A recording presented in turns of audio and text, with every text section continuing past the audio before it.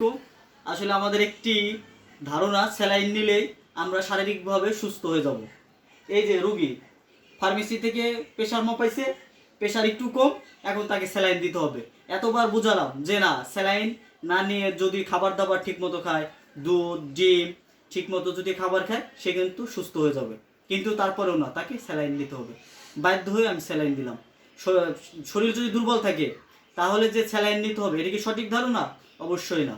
Saline কোন রোগীগুলো নেবে? যারা অতিরিক্ত পরিমাণ দুর্বল বা বৃদ্ধ হয়ে গেছে, খাবার দাবার ঠিক মতো খাইতে পারতেছে না, তারা স্যালাইন নেবে। এই বয়সে ওদের স্যালাইন নেওয়ার কোনো প্রয়োজন নেই।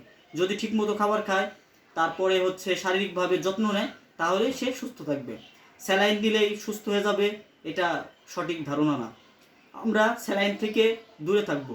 স্যালাইন আমরা নেব যদি কোনো চিকিৎসক পরামর্শ দেয় বা তার যদি কোনো সমস্যা থাকে স্যালাইন নিতে হবে, তখন নেব।